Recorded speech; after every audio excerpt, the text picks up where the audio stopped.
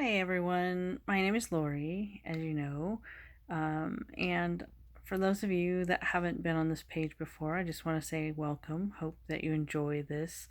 But I'm starting a new series and I'm literally going to be reading. So I apologize if I don't have maybe the best eye contact in this situation. But these were letters basically that I wrote from my journals that I have, and so I wanted to share these with you.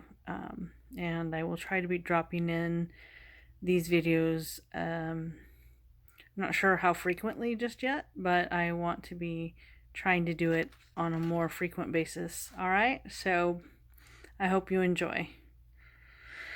So I was watching the SGN, which is the Some Good News, if you haven't seen it, with John Krasinski. Sorry if I slaughtered your name. Uh, but we know him from as Jim on The Office, right? Anyways, he was online celebrating the class of 2020 the other day. And I loved all the things that this guy's doing. Really, he's doing some great things. Um, he's bringing joy, acknowledgement, and repair to those who were disappointed from things like graduations to proms and so much more. And on this particular episode, the graduate he picked were asked they had to ask or they had asked a question, and so this one particular guy. Oh, by the way, they were surprised by celebrities who came on to answer their questions. So it was really cute. Anyways, there was one particular guy who simply asked, "Now what?" That was his big question, was now what? So that might not seem like a very deep question, but given our current situation that we're living in right now, right? I can imagine many of us are asking actually that same very question. What do I get or what do I do to get my life back on track or my business on track? What will my life look like and how will anything go from this point forward, right? This is a huge unknown. It's like a Mount Everest for many of us, not just because it's unknown, but also being unsure of how we'll be able to respond and handle the upcoming challenges we face personally. All this while still grieving the loss of what was. We're all different and we respond differently to different situations in life such as this. Just like grieving the loss of a loved one, some people need more time to grieve and to process it differently, and others bounce right back. For me, there's always peace because I believe God is an awesome, mighty God who has everything under control no matter how messed up we might get it in this life. Excuse me. It's comforting to know He takes care of His people.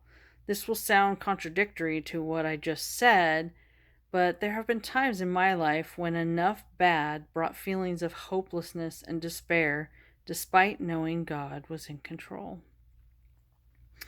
Perseverance, overcoming Perseverance and overcoming requires more than just knowing with your head.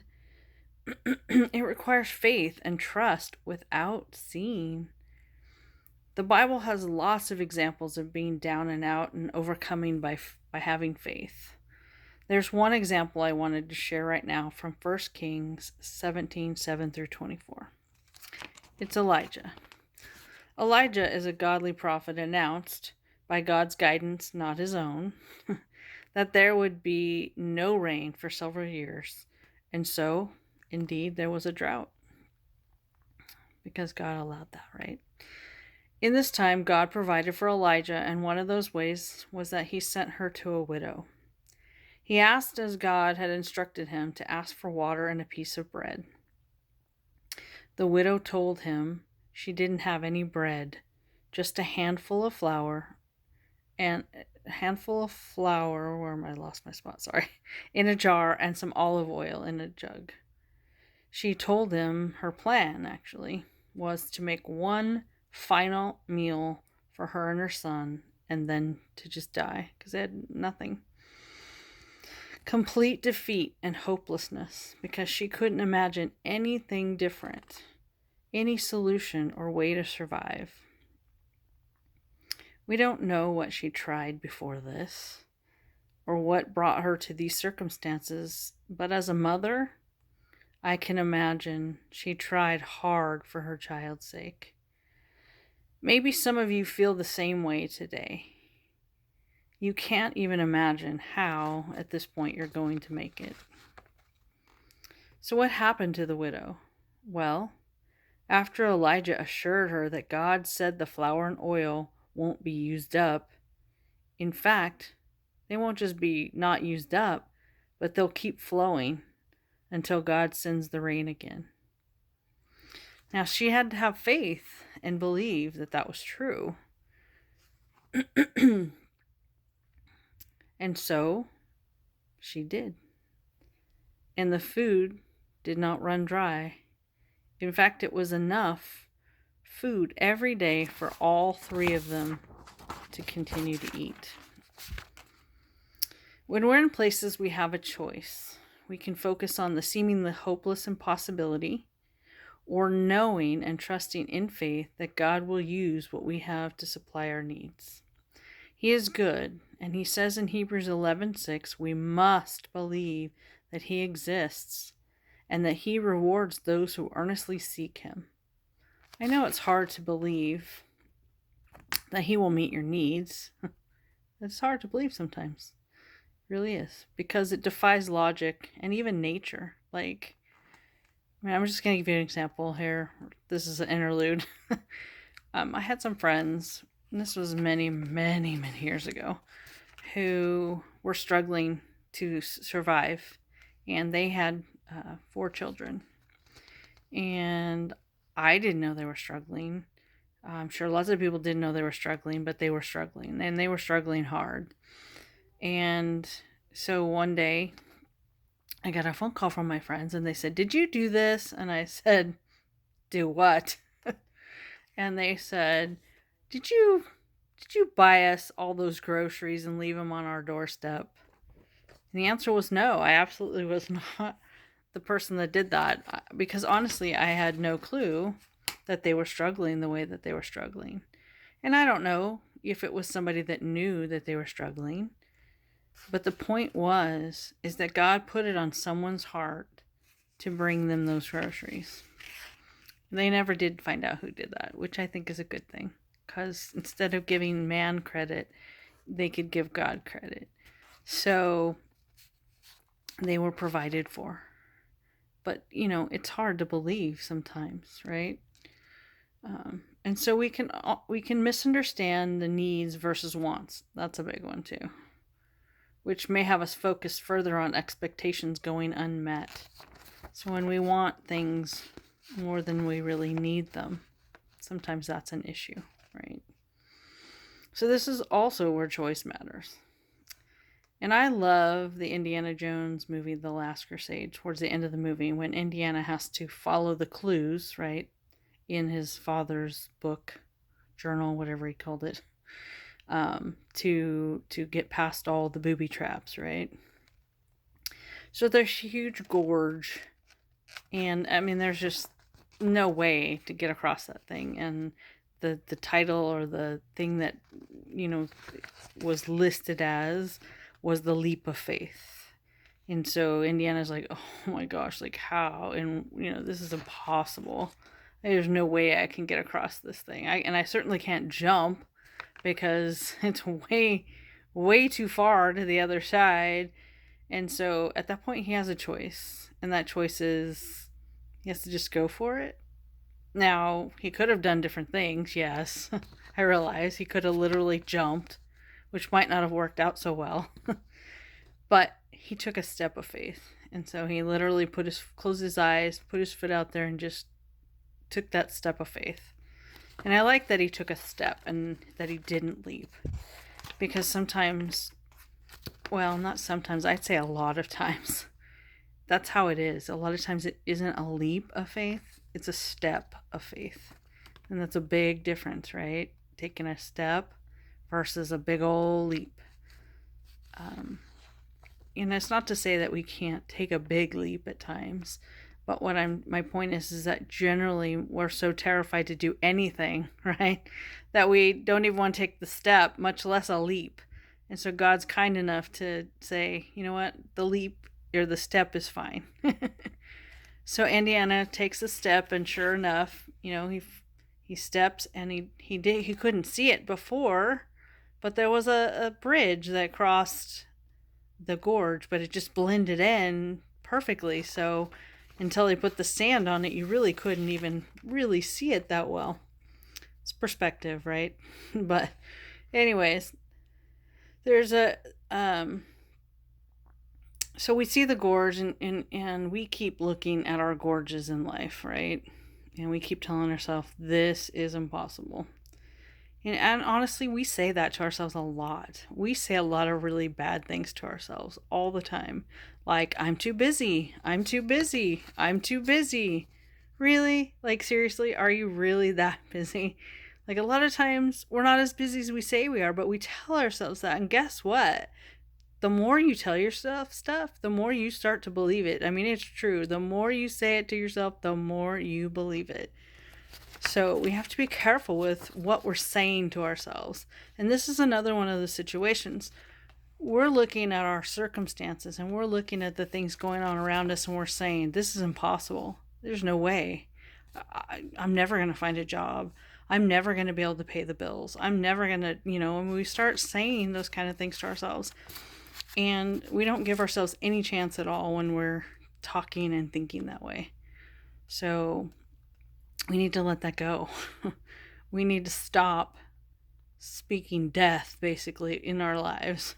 Because that's really what we're doing, right? We're like speaking death into our lives because we are just destroying our possibilities by telling ourselves that it's not. So anyways, we have to take that leap of step, or that step of faith. Think about when you were a baby learning to walk, or a child learning to ride a bike. Your loved ones asked you to trust them, to take that step of faith, and to do those because they knew you could. God knows you can do this. God knows what He's going to provide and how He's going to bring things about. We need to trust Him. And so He's going to help us learn and to experience better things too as a result. It doesn't mean we won't fall and we won't get scratches and bumps and bruises and maybe even break an arm. I mean, sometimes it ain't pretty and sometimes it's a little bit painful. But God always has a better plan in that. Like, it's not for nothing. Like, we feel like we're being tortured. And I get it. We do. We feel like we're being tortured. It's not fun to bear up under that. But God has something really good for you on the other side of that. You just have to keep trusting and believing in that. So stop focusing on the impossibility. Take yourself and what you actually have to God and give it to Him and let Him help provide you and give you the wisdom and the provision. Then be around good, godly friends, mentors, etc. Right? You want to be around people that are going to love you and support you and encourage you, not tear you down, not speak more impossibility and defeat into your life. Okay? If you have those people, how do I say it? You say, God bless you. And you can't walk away all the time in every situation. Like if it's a spouse, for example, you can't exactly say, God bless you, see you later. But we do need to try to stay away from that as much as possible, right? Now, if it's your spouse, then,